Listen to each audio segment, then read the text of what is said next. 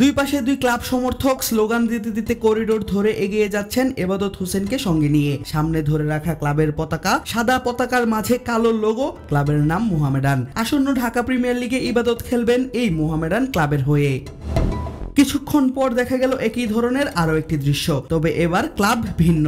Jersey গায়ে পতাকা হাতে স্লোগান দিতে দিতে মোহাম্মদ মিথুনকে সঙ্গে নিয়ে বিসিবিতে এক সমর্থক। তার শরীরের সাজ এবং হাতের পতাকায় বলে দিচ্ছে ক্লাবের নাম আবাহনী। আসন্ন ডিপিএলে মিথুন খেলবেন আবাহনীর হয়ে, তাই তাকে নিয়ে এত হইচই। দৃশ্যগুলো ভালো লাগবে যে কোনো ক্রিকেট ভক্তেরই। হঠাৎ করেই মনে হতে পারে, তবে কি পূর্ণরূপে ফিরছে আবাহনী মোহামেডান? ঢাকার দুই ক্লাবের চিরপ্রতিদ্বন্দ্বিতার ইতিহাসটা স্মরণাক্ষরেই লেখা আছে দেশের ফুটবল পাড়ায়। এখনো পূর্ব প্রজন্মের মুখ থেকে শোনা যায় দুই ক্লাবের ভক্তদের নানা উন্মাদনার গল্প। তবে কি ক্রিকেট মাঠেও এবার দেখা যাবে দুই ক্লাব সমর্থকদের এমন উন্মাদনা? এখন যে কোনো ব্র্যান্ডের পুরাতন এসি বদলে নতুন ওয়ালটন এসিতে উপভোগ করুন 25% ছাড়। অবশ্য দলবদলের দুদিন পাওয়া গেল সেই বার্তাই। পুরো মিরপুর শেরেবাংলা ক্রিকেট স্টেডিয়াম জুড়ে যেন হয়েছে উৎসব, বসেছিল তারকাদের মেলা। প্লেয়ারদের দলবদলকে ঘিরে যেন দর্শকদেরও কমতি ছিল না আনন্দের। কিন্তু কেমন হলো চিরপ্রতিদ্বন্দ্বী দুই দল আবাহনী এবং মোহামেডানের স্কোয়াড? পুরো দল ইতোমধ্যেই ঘোষণা করেছে মোহামেডান। তামিম ইকবাল, মুশফিকুর রহিম, ইবাদত হোসেন, মেহেদী হাসান মিরাজ যেন বিপিএল এর ফ্র্যাঞ্চাইজি ফরচুন বরিশালই খেলবে মোহামেডানের হয়ে। ক্লাব কর্তাদের মুখেই শোনা যাক কেমন হলো মোহামেডান দল। তো এই বছর, গত বছরের আপনার 7টা প্লেয়ার আর এই বছরের আরও 10টা প্লেয়ার আমরা ইনক্লুড করেছি। নামগুলো কি বলবো?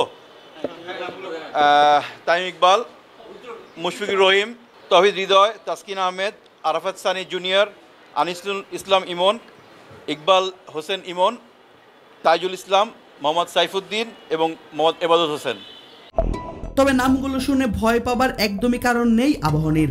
সমৃদ্ধ এই ক্লাবের কোচের দায়িত্বে আছেন জাতীয় দলের সাবেক নির্বাচক হান্নান সরকার। আর দল বদলের পর তিনি সংবাদ সম্মেলনে জানান, চ্যাম্পিয়ন হবার জন্যই গঠন করা হয়েছে এই স্কোয়াড। না, চ্যালেঞ্জ তো অবশ্যই। আমরা যেভাবে দল গঠন করেছি, আমার কাছে মনে হয় চ্যাম্পিয়নশিপ ফাইটের জন্যই দল করেছি। আপনি দেখবেন আমাদের বাংলাদেশের কারেন্ট ক্যাপ্টেন শান্ত এখানে রয়েছে, এক্সপিরিয়েন্স মোসাদ্দেক রয়েছে, অনেকগুলো প্লেয়ারের নামই বলতে পারি, পারভেজ হোসেন ইমন রয়েছে, আমরা মমিনুলকে সাইন করিয়েছি।